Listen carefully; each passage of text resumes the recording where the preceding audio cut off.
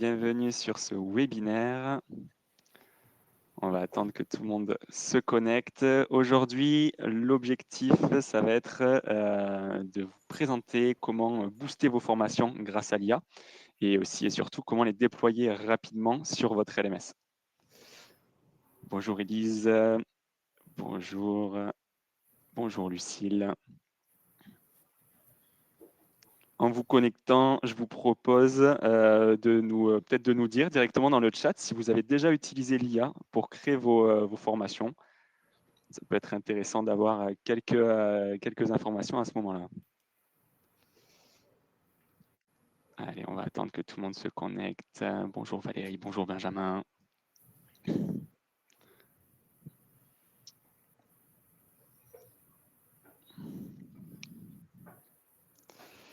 Hop. Parfait. Bonjour Julien qui utilise un petit peu l'IA. OK. Quelques outils IA pour l'aide à la création. Entendu. Parfait. N'hésitez pas à nous envoyer tout ça dans le chat. On va pouvoir commencer. Donc aujourd'hui, je suis accompagné de Mariana et de Mathieu. Je vais vous laisser la main pour vous présenter. Mariana, si tu veux commencer.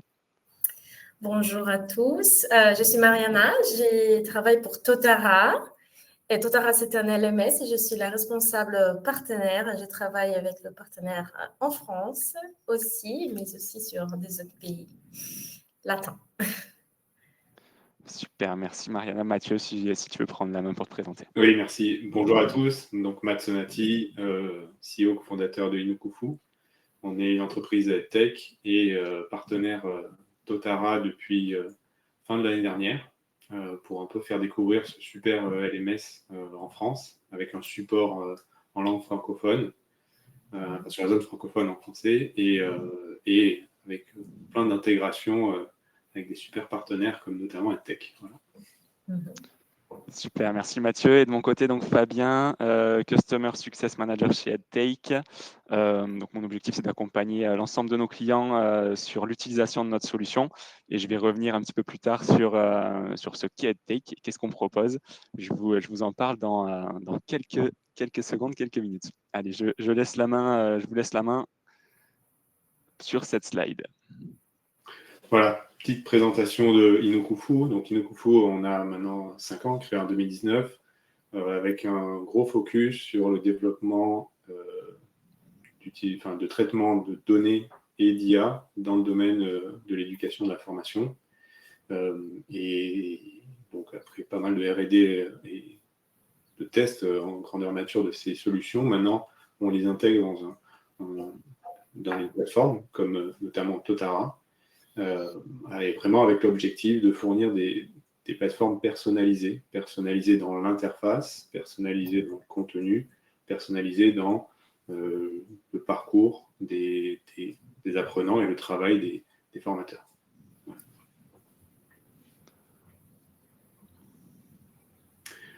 Alors pourquoi ce partenariat en particulier avec Totara? Nous cherchons en fait depuis un moment un LMS qui soit le plus complet possible et qui soit aussi ouvert et facilement intégrable, notamment avec toutes nos technologies de traitement des données et d'IA.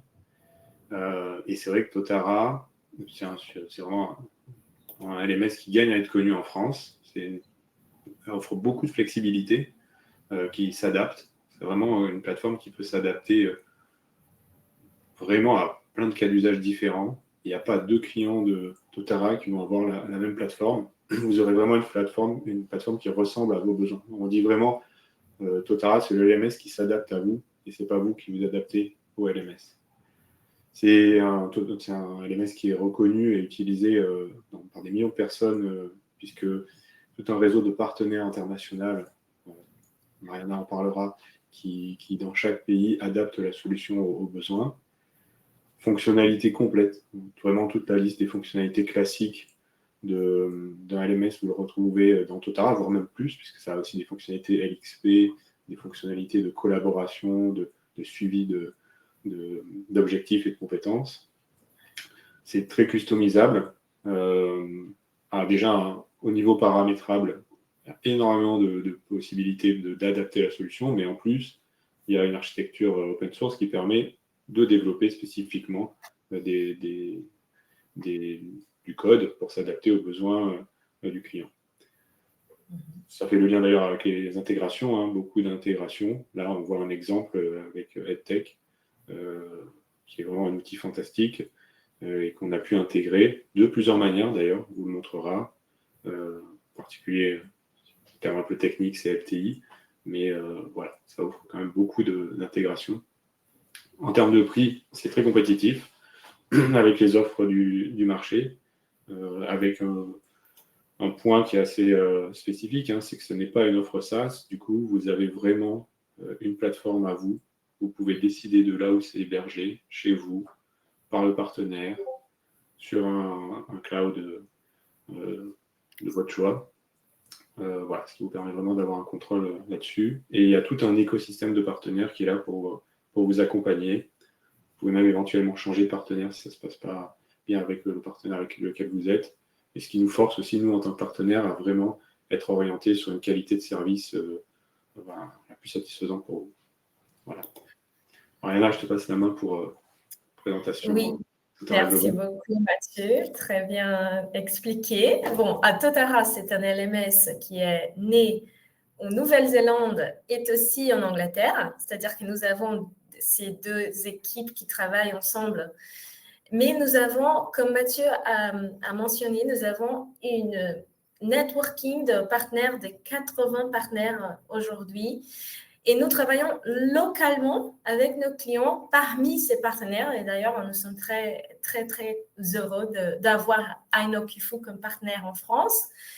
Et c'est-à-dire que si vous voulez une plateforme Totara, aujourd'hui, vous pouvez parler directement à Ainokifu pour demander un devis, un appel de démo, et eux, ils vont être en charge de vous offrir ça. Nous sommes fiers d'avoir ces partenariats parce que ça fonctionne très, très bien depuis quelques mois, mais nous avons vraiment une confiance que ça va bien marcher en France parce que déjà, vous pouvez voir sur vos écrans que nous avons 1500 clients partout dans le monde. Et nous avons aussi quelques logos qui sont très prominents sur vos écrans aussi. 20 millions d'utilisateurs, 36 langues et 140 pays. Bon, si vous voulez, vous pouvez toujours me contacter, mais aussi, je vous conseille de contacter l'équipe Ainokifu pour parler de Totara. Merci. Parfait, merci Mariana, merci Mathieu. J'enchaîne avec donc EdTake. Et comme ça, on pourra vous montrer aussi donc, tout le processus. En fait, ça va être l'objectif de la démonstration juste après, de vous montrer comment créer en fait un module de formation à travers EdTake via les étapes que je vais vous décrire et que vous voyez à l'écran. Et ensuite, en fournissant les bons formats d'export, comment justement faire le lien avec votre LMS, donc par exemple Totara. Donc, EdTech, c'est vraiment le copilote IA pour tous les créateurs de formation. Avec EdTech, on va vous accompagner à chaque étape de création de votre formation, en commençant par ce que vous voyez sur la partie gauche du schéma, le brainstorm et l'analyse. Dans cette phase-là, vous allez en fait pouvoir partir de vos documents existants si vous en avez. Ça peut être des documents de type PowerPoint, ça peut être des documents Word, ça peut être de l'audio, ça peut être de la vidéo. Voilà, les champs des possibles sont assez larges. Vous pouvez aussi partir de zéro et démarrer en fait juste avec des premiers éléments de cadrage que vous renseignerez manuellement pour qu'ensuite l'IA, le copilote EdTech, vienne vous accompagner sur les différentes étapes. Deuxième grande phase, c'est l'ingénierie pédagogique. C'est ici que le copilote va vous guider, vous accompagner, vous faire des propositions sur, par exemple, la définition des objectifs pédagogiques de votre formation, des thématiques de votre formation, du déroulé pédagogique de votre formation. Donc là, on va vraiment venir vous accompagner sur ces éléments-là et vous allez aussi avoir différents éléments à compléter, tels que le niveau des apprenants, quel est le public apprenant, et il y a d'autres éléments que je vais vous montrer dans la démonstration. Arrive ensuite la brique outil auteur. On a intégré notre propre outil auteur, qui est un éditeur de blocs, qui va vraiment vous permettre de créer des formations dynamiques et engageantes. Comment? Déjà, vous allez pouvoir sélectionner des typologies de séquences. Chaque typologie va avoir sa propre structure. Vous pouvez très bien créer sur EdTech des séquences de type apprentissage théorique, des études de cas, des mises en situation, plusieurs éléments sont disponibles. Et à l'intérieur, vous allez pouvoir générer à chaque fois le contenu. Dans ce contenu, vous allez à chaque fois avoir la possibilité de l'agrémenter avec des blocs. Ça peut être des blocs d'ajout de vidéo, d'ajout d'audio, ça peut être des blocs un petit peu plus interactifs comme l'ajout de flashcards, de cartes à gratter. Et vous avez aussi la possibilité d'ajouter et de générer à l'aide donc du Copilot EdTech des quiz et des exercices. Suite à ça, on facilite l'export sur les plateformes apprenantes de diffusion pour les apprenants, donc les LMS, avec différents formats d'export, notamment le format par exemple SCORM ou encore la connexion LTI dont vous parlera Mathieu un petit peu plus tard lors de la démonstration et la connexion en fait justement avec Totara. Au niveau de l'intégration, trois grands bénéfices, trois grandes opportunités, on va dire, de ce que va vous apporter cette intégration. Pour commencer, un gain de temps. Gain de temps, pourquoi? Parce que déjà, sur EdTech, vous allez pouvoir centraliser l'ensemble de vos formations. Donc, vous allez pouvoir créer la formation sur EdTech, la mettre à jour en fait en quelques clics grâce à un système de version et le déploiement va donc être très simplifié pour le mettre sur les plateformes apprenantes. Donc, on va éviter ces allers-retours qui peuvent être chronophages grâce à cette connexion en direct en fait, avec Totara. Vous n'allez pas avoir à chaque fois à faire des exports pour mettre à jour vos formations. La connexion va se faire directement. Concrètement, vous êtes concepteur, conceptrice pédagogique, vous mettez à jour un module sur EdTech, il est immédiatement reflété sur Totara. Le suivi, bien évidemment, est synchronisé, suivi des apprenants. Ensuite, il y a toute la partie enrichissement. Deuxième bénéfice, c'est cette partie enrichissement. Ça, je vais vous le montrer notamment à travers EdTech, mais vous allez vraiment pouvoir créer du contenu qui est très personnalisé, sur mesure, l'agrémenter avec différents blocs et diversifier aussi un petit peu les formats. C'est-à-dire que vous allez très bien pouvoir faire une première séquence sur un sujet et à l'intérieur mettre des blocs plutôt textuels avec quelques images. Sur une autre séquence, vous allez pouvoir peut-être mettre un petit peu plus de vidéo, d'audio et avoir un petit peu plus d'engagement aussi en ajoutant des interactivités comme des cartes à gratter, des flashcards. Enfin, on a aussi toute cette partie optimisation de l'expérience, que ce soit pour les concepteurs, les conceptrices, les responsables formation, tous les créateurs de formation, mais aussi pour les apprenants. C'est-à-dire qu'on va vraiment fluidifier l'ensemble du process. Là où c'était plutôt artisanal avant, là, on ne va pas avoir de rupture entre la création et la diffusion de votre formation. Exemple, imaginons, on crée une formation aujourd'hui sur un sujet. 6 mois plus tard, nous devons la mettre à jour parce que voilà, il y a des nouvelles normes qui sont sorties, il y a des nouveaux éléments, la formation initiale est un petit peu obsolète. Vous allez pouvoir sur EdTech ajouter des nouveaux documents sources, faire retravailler le copilote pour qu'il vienne enrichir votre contenu de formation. Peut-être que vous souhaiteriez ajouter une nouvelle séquence, par exemple une étude de cas pour faire travailler les apprenants qui n'étaient pas présentes dans votre formation initiale. Vous pouvez faire tout ça, vous créez une nouvelle version, vous la définissez en fait comme active et elle va directement être reflétée et mise à jour sur votre LMS. Donc, il y a vraiment quelque chose de continu dans le cycle de vie de votre formation. Et c'est vous qui avez la main là-dessus et c'est vous qui gérez tout ça. OK, on va passer à la démonstration en live. Je regarde s'il y a quelques questions en attendant. De toute façon, on prendra un petit peu de temps pour y répondre juste après. Hop. Là, normalement, vous voyez toujours mon écran. On arrive sur la solution EdTech. Là, vous arrivez donc sur le tableau de bord. Qu'est-ce qu'on retrouve à ce niveau-là? On va retrouver différents modules de formation. Concrètement, ici, en cours d'édition, on va avoir tous les modules de formation que l'on est en train de concevoir. Ensuite, on va retrouver l'onglet Terminé. C'est là-dessus qu'on va pouvoir gérer justement les versions de nos formations et faire évoluer notre module de formation au fur et à mesure, au fil du temps, en fonction des mises à jour qu'il va falloir faire. Et donc, on va pouvoir définir des versions comme actives pour qu'elles soient directement reflétées sur le LMS. Et archiver, comme son nom l'indique, toute formation qui a été archivée qu'on peut restaurer à tout moment. On va créer un module de formation en direct ensemble pour vous montrer les différentes étapes. Ici, on a un seul bouton d'entrée, c'est ce plus nouvelle ressource. C'est en cliquant sur ce bouton qu'on va pouvoir renseigner les premiers éléments de cadrage pédagogique. Ce sont les seuls éléments manuels que vous allez devoir renseigner Et ensuite, vous allez être accompagné sur l'ensemble des prochaines phases. Ici, pour ce webinaire, on a choisi l'exemple d'un projet de fusion nucléaire, le projet ITER, pour faire cette démonstration. Donc ici, je vais par exemple mettre en titre de ma formation la fusion nucléaire. Le sujet, là, je vais pouvoir rentrer un petit peu dans le détail. Dans mon cas, je vais mettre enjeux scientifiques, techniques et environnementaux de la fusion nucléaire et leur rôle dans le projet ITER. L'objectif de la formation. Là, on est vraiment sur l'objectif global de la formation. C'est-à-dire, à l'issue de cette formation, mes apprenants ils seront capables de faire ceci, faire cela. Donc, on va venir compléter en fait cette phrase-là. Et dans mon cas, ça va être permettre aux apprenants de comprendre le fonctionnement, les enjeux et les implications du projet ITER. Au niveau du public, c'est un champ libre. Pour cet exemple, on va mettre enseignant-chercheur. Mais là, vous pourrez renseigner ce que vous souhaitez. Le niveau de la formation, là, on peut mettre soit un niveau avancé, débutant, soit un prérequis. Dans mon cas, on va faire une formation plutôt débutant. Deux types de progression proposées sur EdTech, soit une progression séquentielle, soit une progression libre. Si c'est séquentiel, si vous choisissez séquentiel, ça veut dire que vous allez obliger les apprenants à passer par la séquence 1 avant de pouvoir accéder à la 2, puis la 2 avant d'accéder à la 3, etc. etc.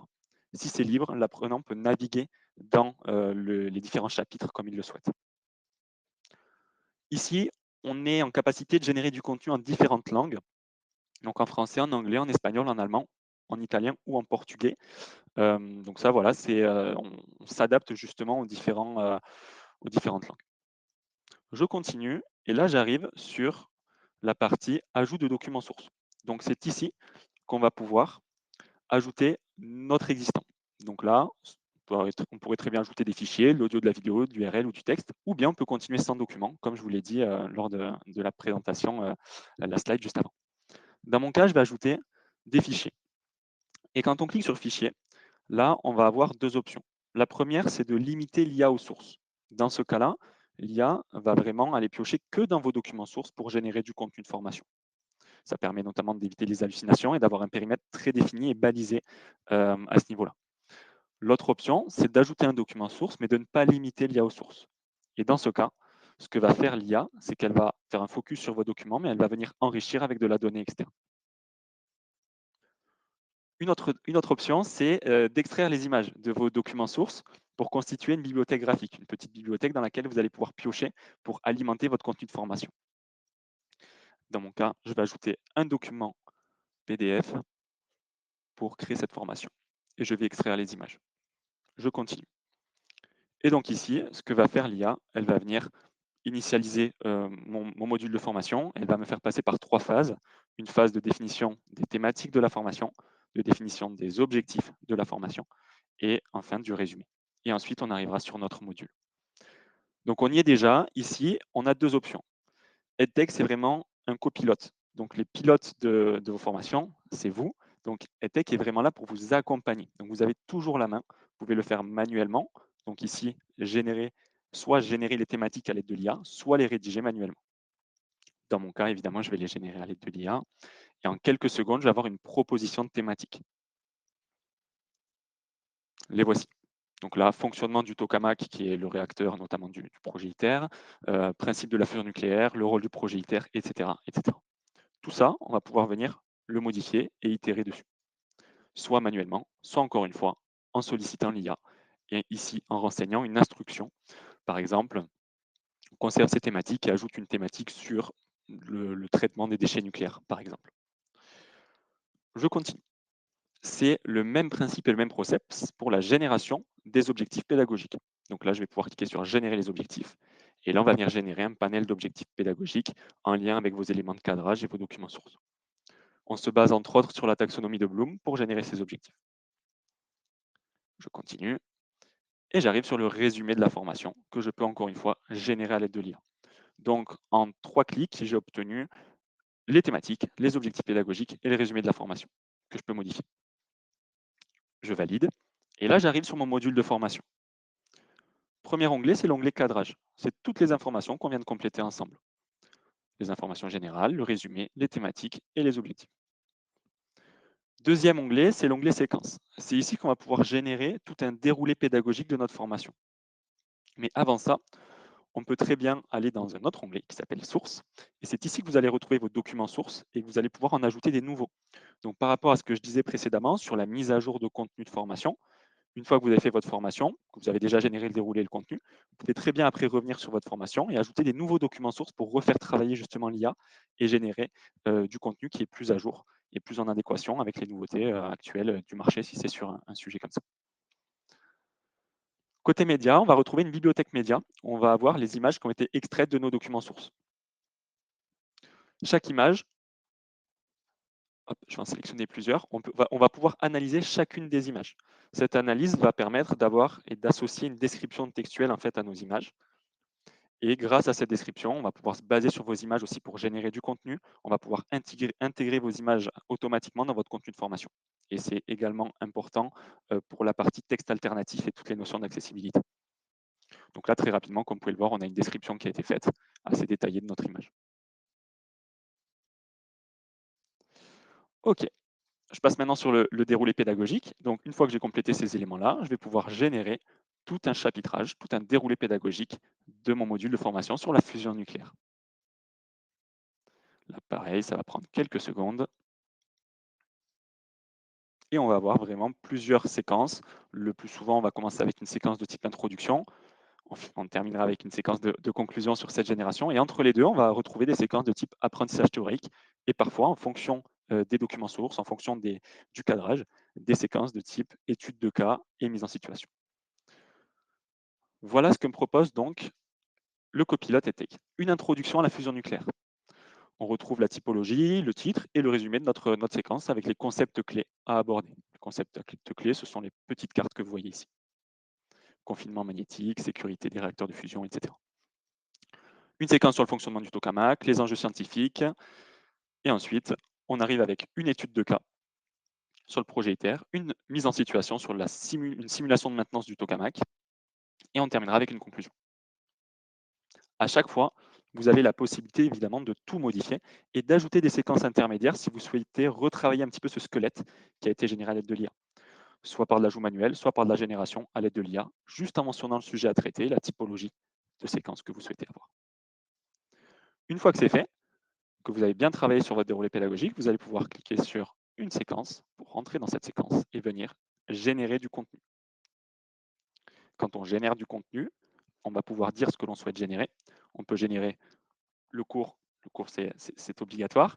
Et ensuite, on va pouvoir y associer le glossaire, par exemple, et peut-être ajouter un questionnaire à choix unique ou une question vrai-faux. Et on clique sur générer. Et donc là, le copilote EdTech va venir vous générer ce contenu de formation. On a l'initialisation qui est en cours et on voit les différentes étapes. Pendant que ça charge à ce niveau-là, je vais juste regarder s'il y a des questions. Alors, je vois qu'il y a une question. Fabien, vous avez évoqué la mise à jour des formations. Concrètement, comment ça se passe sur EdTech? Comment l'IA gère-t-elle la mise à jour des contenus pour rester pertinent dans le temps? Alors, comment ça se passe à ce niveau-là? C'est vous qui allez avoir la main justement sur les mises à jour. C'est-à-dire que vous allez pouvoir se refaire travailler l'IA, justement, comme je vous montrais précédemment. Vous avez ce module de formation sur la fusion nucléaire qui a été créé. Dans 6 mois, vous souhaitez le mettre à jour. Vous avez vu qu'il y a justement pas mal de nouveautés qui sont sorties sur les normes. Vous allez donc pouvoir retourner sur ce module de formation, soit ajouter des nouveaux documents sources pour refaire travailler l'IA si vous avez ciblé des documents spécifiques, vous avez la main là-dessus, ou bien vous avez un bouton pour désactiver la limitation aux sources si vous l'avez activé précédemment, pour que l'IA vienne retravailler lors de la nouvelle génération de vos séquences et apporter justement les bons éléments mis à jour dans votre module de formation. Donc vous avez la main là-dessus, et après c'est le copilote qui se charge du reste. J'espère que j'ai bien répondu à votre question, Elise.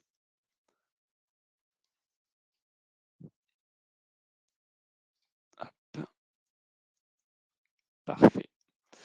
Ici, donc, on voit les étapes. Donc, on est là sur la génération du glossaire, déjà sur la génération des exercices qui vont être générés dans un petit instant.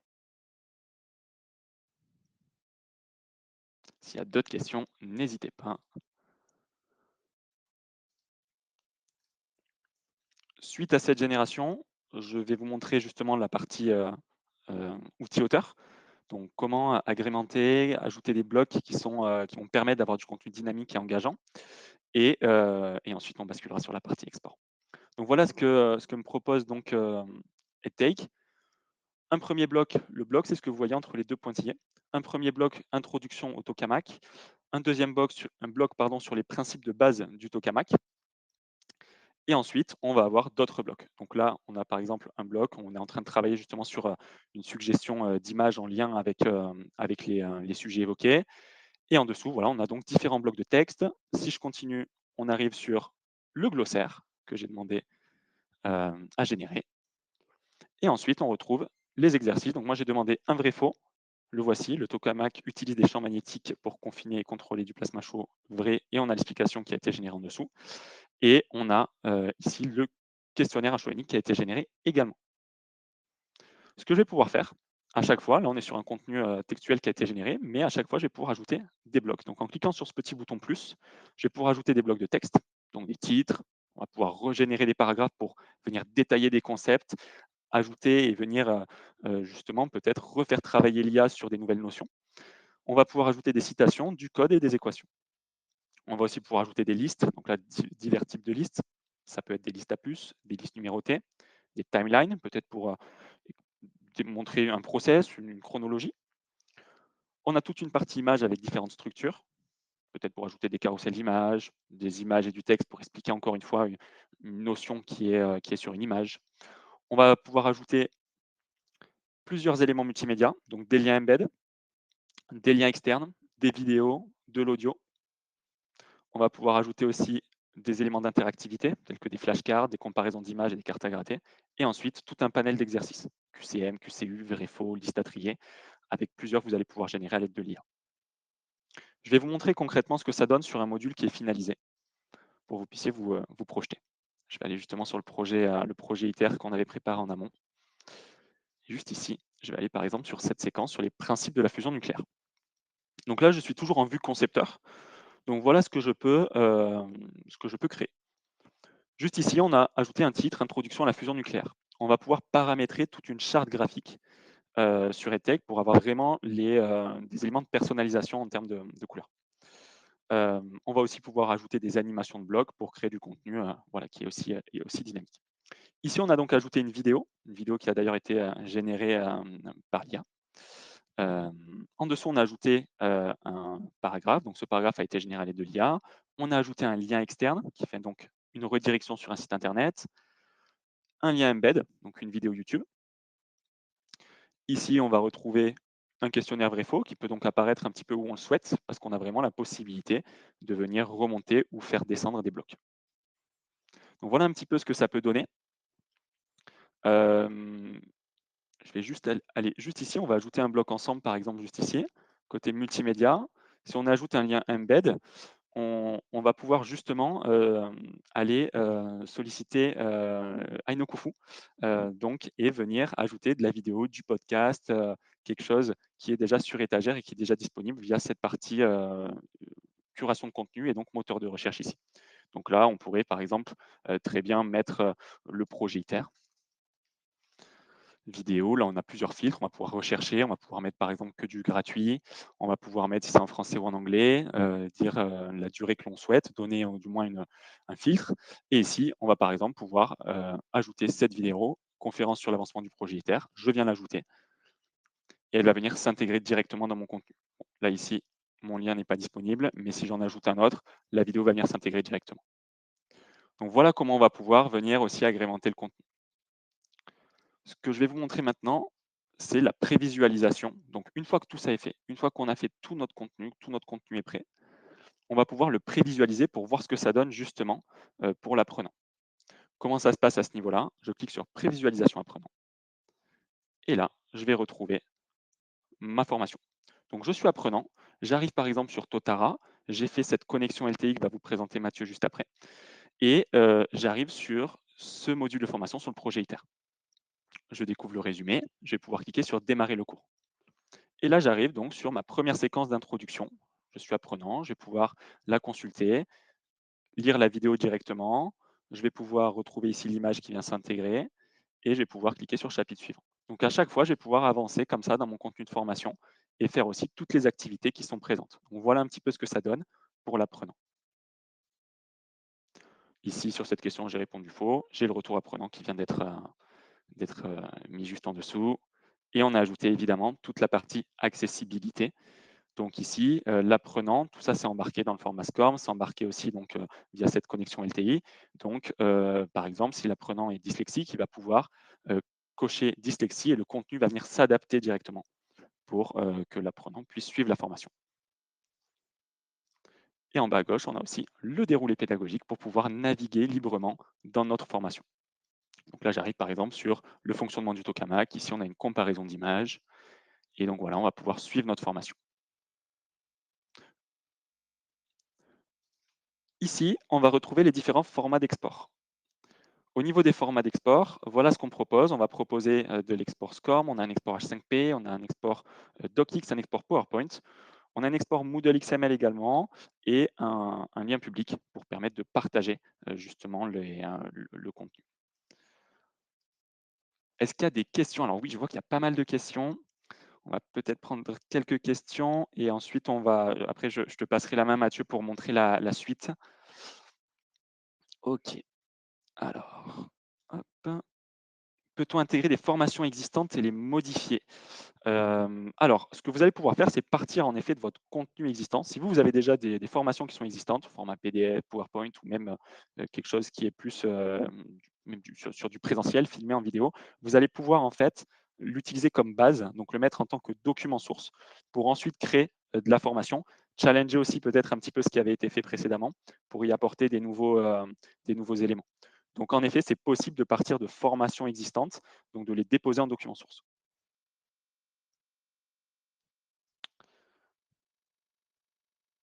Alors, je vois sans changer le contenu et la présentation initiale. Alors, je ne sais pas si je comprends bien la question, Christophe. Si je comprends, alors, si je reformule, on va dire, ça serait en fait pouvoir partir vraiment de votre contenu de formation, conserver la mise en forme, pour ensuite juste pouvoir l'agrémenter de votre côté. Si c'est le cas, dans ce cas-là, en fait, il faudrait plutôt partir de vos documents, déposer votre formation en tant que document source et venir reproduire un petit peu cette mise en forme directement dans EdTech, grâce à l'éditeur de blocs notamment. Je crois qu'il y a peut-être d'autres questions, peut-être en prendre une de plus et ensuite on répondra aux autres bien sûr à l'issue de ce webinaire, à la fin du webinaire. Peut-on intégrer une formation en fichier SCORM pour justement l'actualiser? Alors, en format initial, en document source, on n'a pas le fichier SCORM en entrée. Donc là, à voir, ça, c'est des éléments qu'on pourra faire remonter à notre équipe, voir s'il y a des possibilités à ce niveau-là. Pour le moment, ce n'est pas encore possible sur EdTech. OK, je vais stopper le partage de mon côté. Mathieu, je vais te laisser la main et ensuite on reviendra sur les questions un petit peu plus tard. Oui, tout à fait. Donc, je vais commencer par une petite aperçu de Totara, en particulier pour un apprenant. Et ensuite, je vais vous montrer ce que ça donne côté formateur et du coup, création de cours et intégration avec côté EdTech. Je précise ça parce qu'en fait, voilà, il faut vraiment voir que la Totara, ça permet vraiment de s'adapter au profil de l'utilisateur et chaque utilisateur va potentiellement voir des choses différentes. C'est notamment assez intéressant parce que ça permet d'avoir une plateforme qui est simple pour les apprenants, mais qui peut être plus complexe pour les formateurs et encore plus, avec plus de fonctionnalités, peut-être pour les gestionnaires. Alors, à quoi ça peut ressembler pour un apprenant? Voilà, donc là, on arrive sur l'espace d'un apprenant. C'est sa page d'accueil. Alors, cette page d'accueil peut être modifiée. Tout peut être modifié, les titres, les liens, les boutons. Mais là, on vous propose voilà, une page d'accueil un petit peu standard qui est assez, je pense, claire.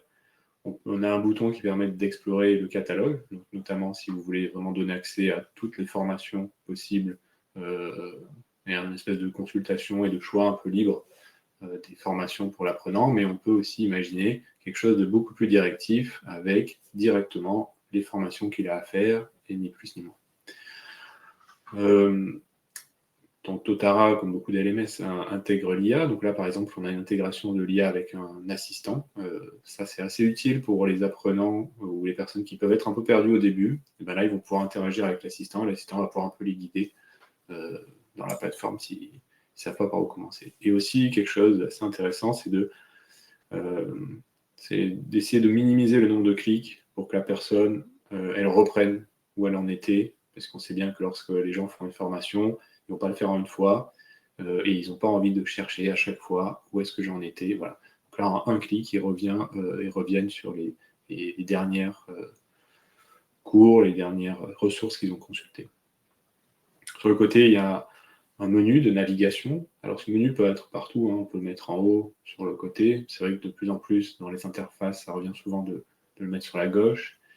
On a notamment un accès au catalogue qui permet de donner accès à peu près tous les cours, alors tous les cours accessibles, hein. On peut bien sûr choisir selon si l'apprenant il appartient à tel ou tel groupe, tel ou tel département, telle ou telle classe, de voir ou pas certains cours. Et ensuite, on a un espace plus personnel où il va pouvoir voir son avancée, ses formations, les formations qui sont en cours. Il peut aussi avoir accès à des espaces de travail, notamment Totara intègre des fonctionnalités collaboratives qui permettent d'avoir des apprenants sur un même sujet, échanger en direct, de manière soit publique, soit semi-publique, soit complètement privée. Ça, c'est aussi en fonction des besoins de l'organisation. Et ensuite aussi de suivre les progrès. Alors, soit les progrès avec des objectifs, un petit peu en mode to-do list, ou voir plutôt une progression par compétence, si l'approche par compétence est intégrée dans l'organisation. Voilà. Je ne vais pas faire plus loin pour la partie vue apprenant. C'était pour vous donner un peu un goût de toutes les fonctionnalités que peut couvrir Totara, en particulier côté apprenant.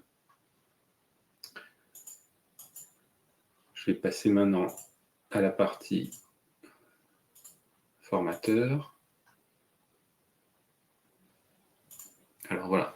Donc là, vous arrivez sur un formateur et vous voyez donc qu'il a plus de fonctionnalités.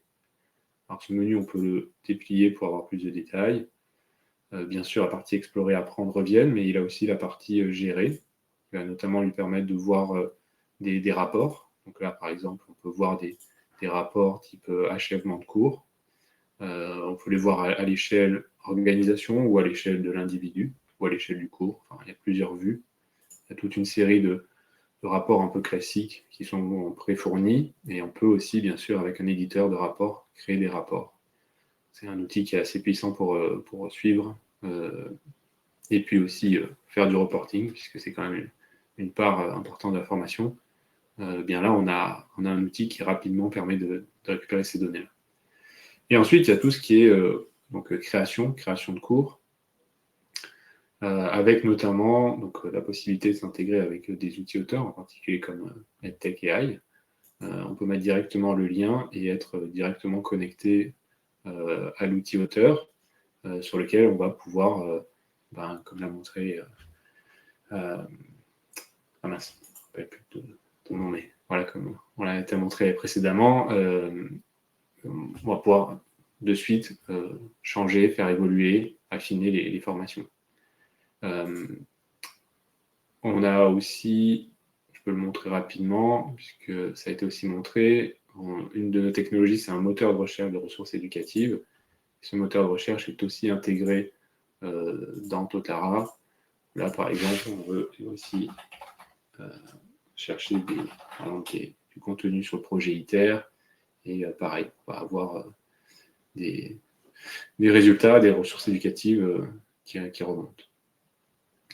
Donc, si on repart sur la partie intégration avec EdTech, donc dans les cours notamment terminés, on peut, alors ça, on peut dire l'intégration au niveau 0, c'est bien sûr d'aller chercher les cours et de les exporter dans des formats standards, SCORM, H5P, des choses un peu moins interactives comme Doc, PPT, ou alors carrément un cours au format Moodle, sachant que Totara accepte les cours au format Moodle. Donc là, en fait, ça sera un téléchargement simple, et une fois que la ressource est téléchargée sur votre ordinateur, vous pouvez l'uploader dans un cours sur Totara. Problématique avec ce point-là, ça a d'autres avantages, mais en tout cas, un point problématique, c'est que du coup, il n'y a pas de lien entre ce que vous pouvez par la suite modifier sur le cours EdTech et le cours tel qu'il va être chargé dans Totara. Ça peut être quelque chose que vous voulez, hein. Vous pouvez avoir qu'un cours soit indépendant. Mais une manière un peu plus liée, c'est d'avoir directement une intégration qu'on appelle LTI, où il va y avoir un lien entre le cours tel qu'il est sur Totara et le cours tel qu'il est dans l'outil EdTech. Alors, donc, je peux vous montrer ça. Alors, on peut partir d'un cours de zéro, mais je vais vous montrer avec un début de cours qu'on a commencé à faire pour l'occasion. Donc voilà, donc on était en train de travailler sur ce cours sur la fusion nucléaire, et on veut que ce cours il soit hybride, c'est-à-dire qu'il y ait des moments en autonomie où la personne va se former, et notamment grâce au cours qui aura été fait avec l'outil EdTech, mais on veut aussi avoir des ateliers, classes virtuelles, en présentiel, et puis une partie de certification avec un examen. Donc tout ça, ça peut être géré, c'est géré très bien par Totara. Ça permet vraiment d'alterner e-learning et activités, soit à distance, en visio avec une classe virtuelle, soit en présentiel. Je ne vais pas rentrer dans les détails, on pourra en discuter si ça vous intéresse. Mais voilà. Donc, imaginons là qu'on veut rajouter dans ce cours une partie en fait en e-learning qui se fasse avant les ateliers pour que les gens se soient déjà formés à leur rythme, à distance, sur le sujet qui sera ensuite discuté. Donc là, on peut ajouter une activité. Et là, on a toute une série de possibilités. Donc comme je vous l'ai dit, soit on peut, soit si on a téléchargé le SCORM, on peut sélectionner le paquetage SCORM. Si on voulait l'intégrer en H5P, on pourrait. Si on veut le mettre en tant que fichier PowerPoint, on pourrait le mettre en sélectionnant fichier. Mais là, on va utiliser la partie outils externes qui permet vraiment de créer ce lien entre le LMS et l'outil de conception pédagogique. Voilà, donc on arrive sur ce formulaire d'ajout d'activité, et là, ce qui est intéressant, c'est qu'on peut sélectionner un outil externe. Donc là, on sélectionne EdTech, et quand on va cliquer sur sélectionner le contenu, on va de suite, voilà, là c'est bien, c'est connecté, on va de suite être connecté à l'outil EdTech, et on va pouvoir consulter les formations qui auraient été publiées côté outil. Donc là, par exemple, si on va dans le projet ITER, on pourrait soit cliquer sur Import ressources pour importer directement tout le cours, ou alors on peut aussi aller dans le détail et pouvoir importer séquence par séquence, si on préfère un peu aller, si on préfère le séquencer dans le LMS, ou si on préfère l'avoir en entier, directement séquencé via l'éditeur EdTech. Alors on va cliquer sur Import ressources. Tout est bon, on peut enregistrer et afficher pour voir ce que ça donne. Voilà, donc là vous voyez, donc maintenant il y a une partie cours autonome qui a été ajoutée avec un lien vers du coup, le contenu, et donc la personne directement dans le LMS peut commencer son cours. On retrouve ce qui a été présenté, c'est-à-dire le glossaire de navigation dans le cours, les différentes options d'accessibilité. Et donc l'apprenant peut commencer son cours, le parcourir, voilà, comme on a été présenté précédemment. Voilà. Et ensuite, une fois qu'il a terminé, peut passer bien sûr aux autres parties. Donc là, par exemple, ça pourrait être des travaux dirigés ou des travaux pratiques. Voilà. J'ai une question, Mathieu. Oui. Est-ce que une fois ces cours, il était importé, il va vivre entre guillemets dans Totara, c'est-à-dire que le suivi va être dans des rapports Tout à fait. Ça? Ah, ça, c'est bien. Parce qu'il y a des outils qui vont faire des cours, ils vont générer des cours, mais les cours restent ailleurs, n'est pas dans l'LMS. Tout à C'est fait. très bien de pouvoir importer les cours. L'aspect suivi des traces est très important, puisque l'idée, c'est que voilà, on puisse, plus on a de traces sur ce qu'a fait, sur les réussites, mais aussi, bien sûr, les difficultés des apprenants, plus on va pouvoir agir dessus. Donc ça, c'est clairement ce que ça permet. Et ça le permet d'ailleurs que ça soit importé en H5P ou via LTI. Voilà. Eh bien, j'ai fait le tour, donc je pense qu'on peut arrêter là pour la partie démo, et puis peut-être passer à la suite. Oui, alors je vais vous repartager mon écran. Là, on va plutôt voir s'il y a des questions. Parfait. Alors, je vois qu'il y a quelques questions, on va pouvoir y répondre ensemble. Tiens. Alors, une question de Julien. Les images ajoutées par l'IA dans la séquence sont des images présentes dans mes documents sources. Alors, ça, je pense que c'est plutôt par rapport à eTake. En effet, alors, on a plusieurs éléments pour ajouter les images. Première option, c'est via en effet cette analyse des images qui auront été extraites de vos documents sources ou d'images que vous aurez ajoutées dans votre petite bibliothèque média que je vous ai montré précédemment. Si vous les analysez à l'aide de l'IA, en effet, les images vont être ajoutées automatiquement avec pertinence au bon endroit dans votre contenu de formation. Vous pouvez aussi ajouter des images manuellement en autonomie comme étant un bloc. Et quand vous allez ajouter une image comme étant un bloc, vous allez avoir plusieurs options à ce niveau-là. Vous allez pouvoir ajouter une image depuis votre ordinateur, vous allez pouvoir ajouter une image depuis une URL, depuis la bibliothèque justement média. Vous allez pouvoir aussi générer des images à l'aide de l'IA, justement en renseignant un prompt.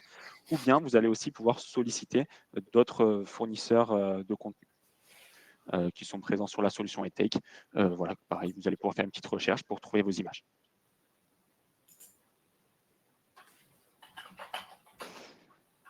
Ok, j'espère que j'ai bien répondu à votre question. Je vois qu'il y a d'autres questions. Peut-on intégrer des photos et les modifier pour la formation?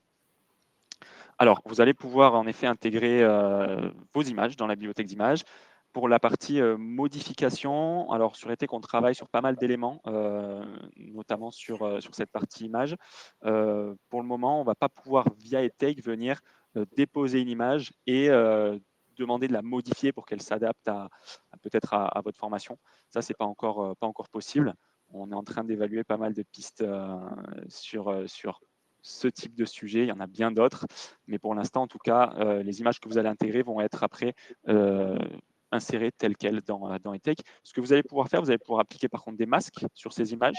Vous allez ensuite pouvoir aussi jouer sur la taille un petit peu de cette image-là.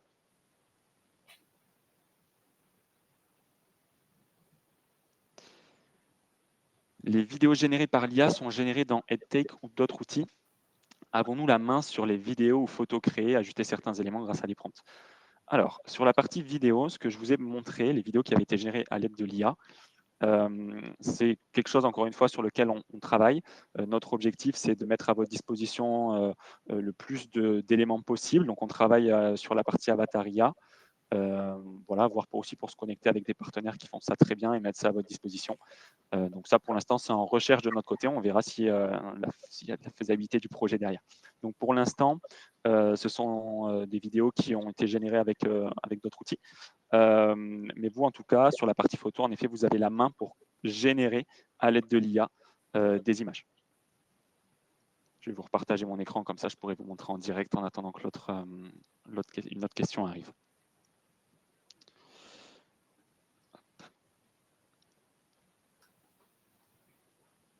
Normalement, vous voyez mon écran. Je vais juste revenir ici. Je vous remontre ça rapidement sur la partie image.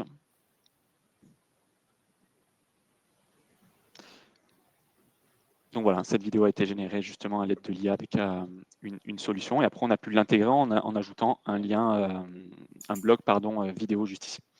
Ce que je vais vous montrer, c'est juste la partie image pour vous faire le test. Ici, donc j'ajoute un bloc de type image. Je vais pouvoir donc ajouter une image. Et là, j'ai plusieurs possibilités d'import d'images depuis l'ordinateur, URL, bibliothèque, généré via l'IA. Et là, il suffit de mettre un prompt. On peut même renseigner le style de l'image et de cliquer sur générer pour que l'image se génère. Est-ce qu'il y a d'autres questions? Avons-nous la possibilité de décrire le niveau de détail attendu pour la formation? Par exemple, demander de créer un contenu pour une formation d'une durée de 2 heures ou 40 heures. Alors, la notion de durée, pour le moment, pour nous, c'était un moyen plutôt de consommation de ce qui avait été créé sur EdTech. Parce qu'on pouvait très bien se dire que sur votre module de formation, vous avez donc 5, 6, 7, 8 séquences, peu importe, et que la séquence 1, ça va plutôt être du présentiel, la séquence 2, 3, 4, ça va être un e-learning, et la 5 et la 6, ça sera peut-être en distanciel avec d'autres supports. Donc pour le moment, cette notion de durée était plutôt un moyen de consommation de ce qui est généré par EdTech. Cependant, on est en train justement de travailler sur la possibilité de vous donner les durées estimées sur vos modules de formation. Donc ça, on y travaille. Mais ce n'est pas encore une donnée, c'est pas une donnée d'entrée.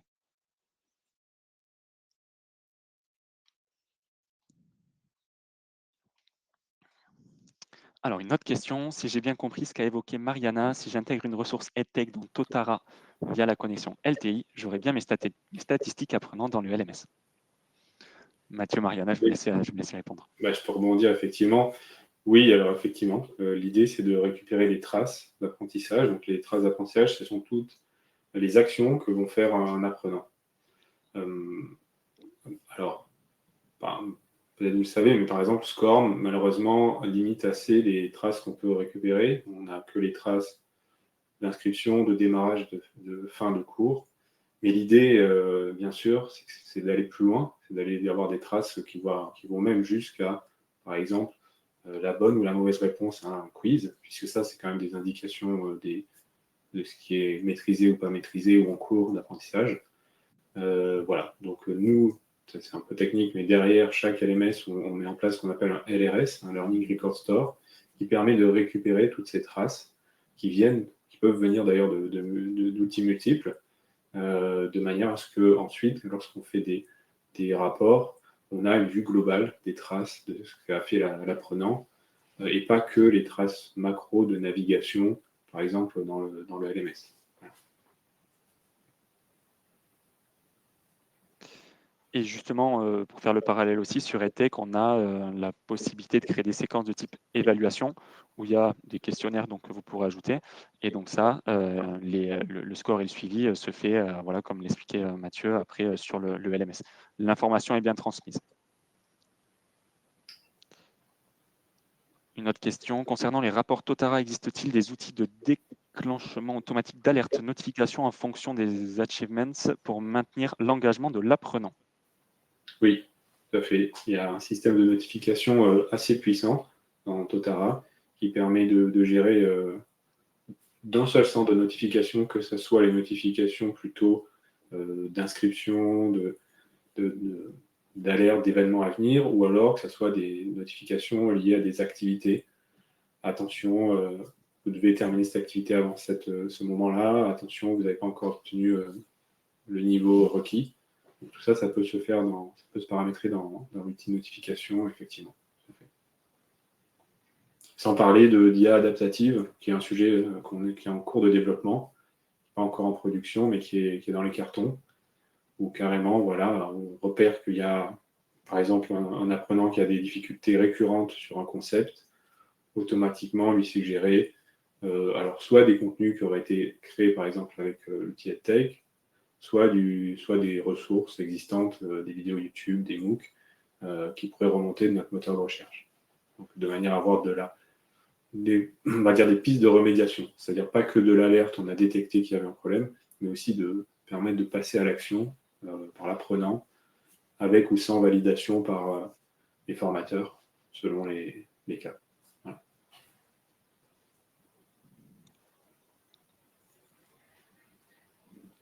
Alors, autre question, Superset intégration, la connexion LTI est-elle payante? Alors, si vous avez du coup Totara, et si par ailleurs vous avez aussi un abonnement EdTech, il n'y a pas de paiement spécifique. Il y a une petite intégration, mais qui n'est pas compliquée. Voilà. Donc on va dire que c'est compris dans les packages des deux solutions. Exactement. Avec Gamma App, on peut élaborer aussi des formations. Quelle est votre différenciation? Alors, de notre côté, chez EdTech, alors si j'ai bien en tête ce qui est Gamma, côté EdTech, on fait vraiment un focus sur toute la partie ingénierie pédagogique, conception de formation. Ça, c'est vraiment notre cœur de métier. Donc, on a vraiment en fait toute une infrastructure d'équipe d'agents IA qui va intervenir au bon moment et au bon endroit, qui vont être sollicités justement un petit peu comme un groupe de travail pour apporter les bonnes informations. Donc, on a vraiment toute cette infrastructure qui est établie derrière et c'est ce qui permet en fait de faire intervenir vraiment comme un groupe de travail. On aurait par exemple une équipe de concepteurs pédagogiques qui va venir apporter la bonne information au bon moment, l'équipe qui fait plutôt de la veille ou de la curation de contenu, même chose qui va intervenir au bon moment. Donc ça, c'est vraiment le cœur de métier d'EdTech. Et là-dedans, on a donc intégré notre propre éditeur de blog pour venir engager et créer vraiment des formations bien plus dynamiques. Gamma, si je ne me trompe pas, c'est un outil qui va permettre de créer notamment des slides, des super présentations et en partant justement de l'existant. Mais c'est plus sur de la partie, je pars par exemple d'un document existant, d'un document Word et je crée une présentation visuelle. Là où nous, chez EdTech, on va plutôt venir travailler la partie ingénierie pédagogique, conception pédagogique et maintenant la brique production. Ouais, si je rebondis même, puisque je viens d'aller voir Gamma que je ne connaissais pas, ce n'est pas un outil tech et ce n'est pas compatible XAPI, qui est la norme des traces d'apprentissage. Donc ça veut dire qu'on n'aurait aucune idée de ce que ferait l'apprenant, s'il aurait consulté, s'il aurait répondu juste ou pas sur les contenus créés avec Gamma, contrairement avec ce qui se fait avec EdTech.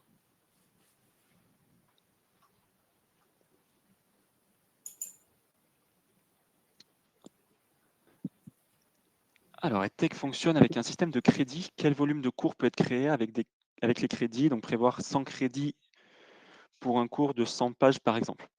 Alors, en effet, sur EdTech, on fonctionne sous forme de crédit. C'est notamment pour sensibiliser à l'usage de l'IA. On a quelques moyennes pour créer justement un module de formation. Voilà, au vu de l'usage de nos clients. Ce qu'il faut garder en tête, c'est que ce qui va consommer des crédits, ce sont les générations faites à l'aide de l'IA, c'est l'analyse aussi de vos documents sources. Un document de 100 pages n'est pas forcément égal à 100 crédits parce que ça va dépendre de ce qu'il y a dans votre document de 100 pages. Donc ça va dépendre aussi de ce qu'il va falloir analyser. Ce que je veux aussi ajouter à ce niveau-là, c'est que vous avez toujours la main sur EdTech, encore une fois. Donc, certes, il y a la partie génération à l'aide de l'IA qui permet de gagner beaucoup de temps, qui permet de challenger les idées, qui permet de se différencier aussi, mais vous avez toujours la main. Donc, on a aussi certains clients qui vont faire toute la partie cadrage en s'aidant justement du Copilot IA, mais par exemple, sur une ou deux séquences, ils vont plutôt reprendre du contenu existant qu'ils avaient, qu'ils vont reproduire en fait sur EdTech plutôt manuellement.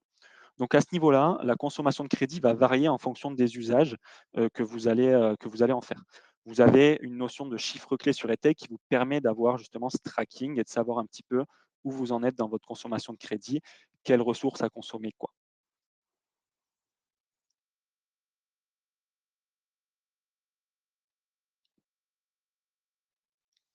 Concernant le tutorat, existe-t-il un tuteur IA sur une base chatbot qui peut répondre aux questions des apprenants sur le contenu des cours? Les réponses pourraient être limitées au périmètre des documents renseignés ou en pouvant solliciter d'autres fournisseurs IA de la même manière que pour la création de contenu.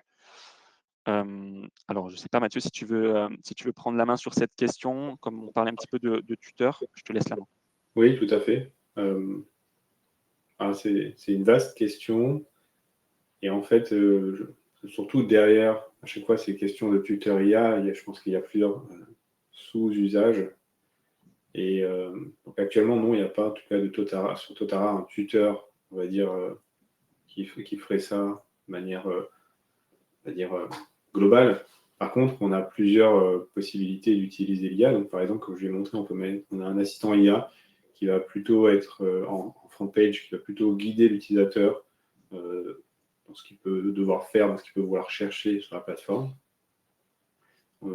Ensuite, dans les activités, on peut aussi avoir des chats IA qui vont permettre à l'étudiant effectivement d'interagir, de poser des questions sur un contenu associé. Mais il n'y a pas quelque chose, on va dire, de macro qui pourrait faire tout, parce que donc, à la fois techniquement et puis même en termes d'usage, c'est compliqué d'avoir quelque chose, on va dire, d'universel. Par contre, clairement, il y a déjà de nombreuses fonctionnalités et ce sont des sujets, on va dire, qui sont dans notre R&D, dans la R&D dans la roadmap R&D de Totara et dans la roadmap R&D de EdTech. On sait très bien qu'il va y avoir de plus en plus ce genre d'usage qui arrive et on travaille dessus. Je peux mettre une petite parenthèse sur très impliqué dans notamment un projet européen qui s'appelle Edge, qui est rassemble plus de 40 partenaires dans 7 pays européens et qui est une grosse réflexion sur l'usage des données et de l'IA dans l'éducation et en particulier comment ça circule entre organisations, entre outils. Pour pas qu'on ait des silos et pour pas aussi qu'on chacun dans notre coin on fasse des choses qui ne marcheraient pas, qui ne seraient pas interopérables. Et donc c'est vraiment c'est un vaste sujet, plus qu'une question auquel je pourrais répondre en quelques minutes. Voilà. Parfait. Merci. On va s'arrêter là. Merci beaucoup pour votre présence sur ce webinaire. Voilà, c'était un plaisir de vous présenter cette intégration avec Totara. Encore une fois, si vous avez des questions, que ce soit justement côté Totara, Inokufu ou EdTech, n'hésitez pas à nous contacter. Voilà, on se fera un plaisir d'y répondre. Merci beaucoup et bonne journée à toutes et à tous. Merci à tous. Au revoir. Merci à vous. Bonne journée. Au revoir.